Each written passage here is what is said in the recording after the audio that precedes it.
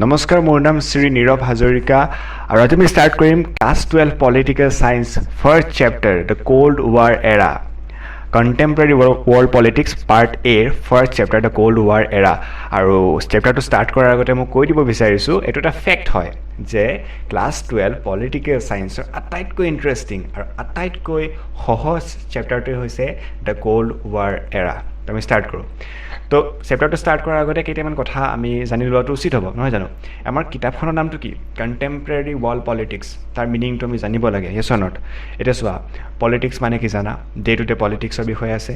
World মানে আমি জানোৱেই, নহয় জানো? পৃথিৱী, ধৰিত্ৰী, যি কোৱা। এতিয়া চোৱা, কণ্টেম্পৰেৰী ৱৰ্ল্ড বুলি ক'লে কি বুজোঁ? যে আমি যিখন মডাৰ্ণ ৱৰ্ল্ডত বাস কৰি আছোঁ সেইখনক কোৱা হয় কণ্টেম্পৰেৰী ৱৰ্ল্ড। এতিয়া মডাৰ্ণ ৱৰ্ল্ড কাক কোৱা হয়?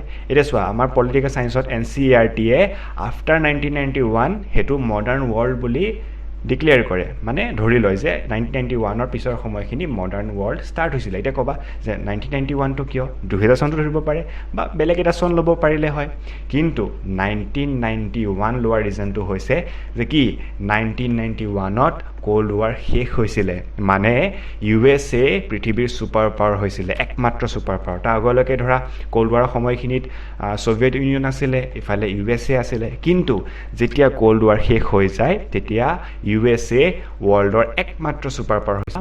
সেইখিনি আমি এতিয়া আলোচনা কৰিম। এতিয়া কোল্ড ৱাৰ বিষয়ে অলপমান কথা পাতিব লাগিব। কোল্ড ৱাৰটো একদম সহজ বস্তু এটা, যে ধৰি লোৱা ক্লাছত দুটা ষ্টুডেণ্ট আছে, ঠিক আছে? সেই দুটা ষ্টুডেণ্টে সন্মুখী কাজিয়া লাগিব নোৱাৰে। কিয় নোৱাৰে? টিচাৰৰ ভয় থাকে, কিবা থাকে। তো তেওঁলোকে মানে অ'ত ত'ত ধাক্কা ধাক্কি কৰি এখন কোল্ড ৱাৰ চলায়, নহয় জানো? যুদ্ধ দুই ধৰণৰ থাকে, হট ৱাৰ বা কোল্ড ৱাৰ। তো হট ৱাৰত কি হয়? য'ত ৱেপন ইউজ হয় সেইবিলাক হৈছে হট ৱাৰ। কিন্তু কোল্ড ৱাৰ কি হয়? য'ত ধৰা ৱেপন ইউজ নহয়, কিছুমান প্ৰতিযোগিতা হয়, কিছুমান কিবা হয়, অ'ত মানে আমি আগবঢ়া আইডিঅ'লজিকেলি, বাৰু সেইবিলাক কথা আমি পাতিম, কোল্ড ৱাৰ বিষয়ে আমি পাতিম এই চেপ্টাৰটোত। এইখিনি একদম চিম্পল, একদম ইজি চেপ্টাৰ। তো এইখিনি কথাকে এই চেপ্টাৰটোত কোৱা হৈছে, একদম কিবাকিবি অলপ বকি দিয়া হৈছে। তো একেবাৰে চিন্তা কৰিব নালাগে, cold war is the easiest chapter, ঠিক আছে? তো কোল্ড ৱাৰ পঢ়াৰ আগতে আমি কেইটামান কথা জানি ল'ব লাগিব। তো ৱৰ্ল্ড ৱাৰ ওৱানৰ কথা। World war one was started in 1914 and lasted till 1918. 1914ত ষ্টাৰ্ট হৈছিলে আৰু 1918ত শেষ হৈছিলে। এইটো জাষ্ট জানি থোৱা, ফৰ ইয়ৰ কাইণ্ড ইনফৰমেশ্যনহে এইটো লাগে, ঠিক আছে? ইয়াৰ পিছত ৱৰ্ল্ড ৱাৰ ওৱান হ'ল, তাৰপিছত ষ্টাৰ্ট হ'ল ৱৰ্ল্ড ৱাৰ টু, য'ত সেইফালে আছিলে হিটলাৰ, এফালে আছিলে তোমাৰ ষ্টেলিন। বাৰু সেইখিনি বাদ দিলোঁ। 1939ৰ পৰা 1945লৈ চলিছিলে ৱৰ্ল্ড ৱাৰ টু। 1945ত কেনেকৈ ৱৰ্ল্ড ৱাৰ টু শেষ হৈছিলে? 1945ত USA জাপানৰ ওপৰত হিৰোশ্বিমা আৰু নাগাচাকিত দুটাকৈ বোম বিস্ফোৰণ কৰিছিলে, নিউক্লিয়াৰ বোম আছিলে, হয়নে নহয়? তো তেনেকৈ ৱৰ্ল্ড ৱাৰ টু শেষ হ'ল। এতিয়া ৱৰ্ল্ড ৱাৰ টু যেতিয়া শেষ হ'ল, তাৰপিছতে আৰম্ভ হয় আমাৰ কোল্ড ৱাৰ, ঠিক আছে? এতিয়া কোল্ড ৱাৰ বিষয়ে পঢ়াৰ আগতে ৱৰ্ল্ড ৱাৰ টুৰ শেষত কি হ'ল আমি জানিব লাগিব। এতিয়া চোৱা, এখন যেতিয়া যুদ্ধ হয়, যুদ্ধৰ পিছত এটা বছ ওলায়, হয়নে নহয়? যে এটা বছ ওলায়, তো বছ ওলাবলৈ কি হ'ল? ঢেৰ কাণ্ট্ৰি আহি গ'ল। এতিয়া বছ কোন হ'ব, নহয় জানো? এতিয়া কথাটো হ'ল, এতিয়া বছৰ কাহিনীটো এইটো ইণ্টাৰেষ্টিং দেই, এইখিনি কথা অলপমান মন দি শুনিবা দেই। এতিয়া যেতিয়া ৱৰ্ল্ড ৱাৰ টু শেষ হ'ল, এই যোনটো এক্সিছ পাৱাৰ আছিলে, এতিয়া চোৱা ৱৰ্ল্ড ৱাৰ টু কাৰ মাজত হৈছিলে? এলাইড পাৱাৰ্ছ আৰু এক্সিছ পাৱাৰ্ছ। এলাইড পাৱাৰ্ছত কোন আছিলে? গ্ৰেট ব্ৰিটেইন, হয়নে? ইংলেণ্ড, ঠিক আছে? আৰু ইফালে ফ্ৰান্স আছিলে, ইফালে চাইনা বাৰু তেতিয়া ইমান ছুপাৰ পাৱাৰ নাছিলে বাৰু, এইটো জাষ্ট নামটো ইয়াত দিয়া হৈছে, ঠিক আছে? ছ'ভিয়েট ইউনিয়ন ফ্ৰম 1941, মই কাহিনীটো কৈ আছোঁ। এতিয়া চোৱা, যেতিয়া ছেকেণ্ড ৱৰ্ল্ড ৱাৰ ষ্টাৰ্ট কৰিছিলে কিন্তু গ্ৰেট ব্ৰিটেইন আৰু ফ্ৰান্সে, এই দুখন কাণ্ট্ৰিয়ে ষ্টাৰ্ট কৰিছিলে। ইয়াত ছ'ভিয়েট ইউনিয়ন আৰু ইউনাইটেড ষ্টেটছ ইনক্লুড হোৱা নাছিলে। গ্ৰেট ব্ৰিটেইন, ফ্ৰান্স আৰু ইফালে আছিলে জাৰ্মানী, ইটালী, জাপান, ইহঁতে কাজিয়া লাগিছিলে। কিন্তু এই জাপান নামৰ দুষ্ট ল'ৰাটোৱে কি কৰিলে? আমেৰিকাক ক'লে যে নাই আমি যুদ্ধ কৰি আছোঁ, তোমালোকে কিয় যুদ্ধ নকৰিবা? তো এই জাপানে কি কৰিলে? ইউনাইটেড ষ্টেটছত আক্ৰমণ কৰি দিলে। পাৰ্ল হাৰ্বাৰ নামৰ এটা নৌঘাটিত আক্ৰমণ কৰি দিলে।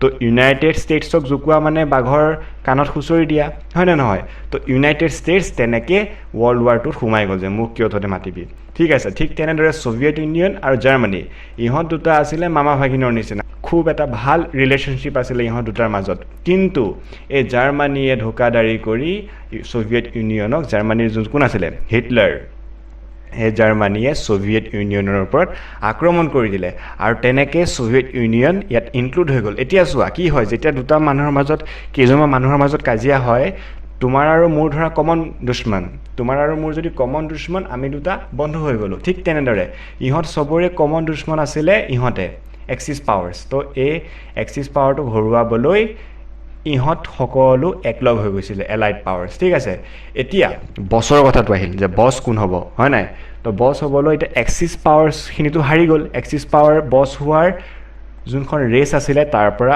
আউট হৈ গ'ল ইহঁতে হ'ব নোৱাৰে যিহেতু হাৰি গ'ল লছ হ'ল এতিয়া থাকিলে এইখিনি কাণ্ট্ৰি তো এইখিনি কাণ্ট্ৰিৰ মাজতো এটা ডিফেক্ট আছে কি আছে গ্ৰেট ব্ৰিটেইন আৰু ফ্ৰান্স ইহঁতে ক'ত আছে ইহঁতে ইউৰোপৰ কাণ্ট্ৰি তুমি যদি জানা তো ইহঁত হৈছে ইউৰোপৰ কাণ্ট্ৰি তো ইউৰোপৰ কাণ্ট্ৰি হোৱাৰ কাৰণে ইহঁতক জাৰ্মানী ইটালী ইহঁতে মানে ডাইৰেক্ট যুদ্ধৰ লগত মানে জড়িত হৈ গৈছিলে তো বহুত লছ হ'ল বহুত ইকনমিকেলি লছ হ'ল বা বহুত মানুহ মৰিলে তো ইহঁতে তেতিয়া ছুপাৰ পাৱাৰ হৈ থকাৰ লিষ্টত নাই ঠিক তেনেদৰে চাইনাও তেতিয়া ছুপাৰ পাৱাৰ নাছিলে তো ইহঁত তিনিজনো এই ৰেচখনৰ পৰা আউট হৈ গ'ল ঠিক আছে এই ৰেচখনৰ পৰা আউট হৈ গ'ল ছুপাৰ পাৱাৰৰ ৰেচখনৰ পৰা এতিয়া থাকিল কোন ছ'ভিয়েট ইউনিয়ন আৰু ইউনাইটেড ষ্টেটছ আৰু ইয়াৰ পৰাই ষ্টাৰ্ট হয় কোল্ড ৱাৰ যে বছ কোন হ'ব দুটা যেতিয়া ক্লাছত যেতিয়া দুটা যদি মানে ডন থাকে কোনটো বছ হ'ব সেইটোক লৈতো এটা চলিবই হয় নাই তো তেনেধৰণে যেতিয়া পৃথিৱীত দুখন কাণ্ট্ৰি ওলাই গ'ল মেইন কাণ্ট্ৰি ওলাই গ'ল তেতিয়া তাত প্ৰশ্ন আহি গ'ল যে এইবাৰ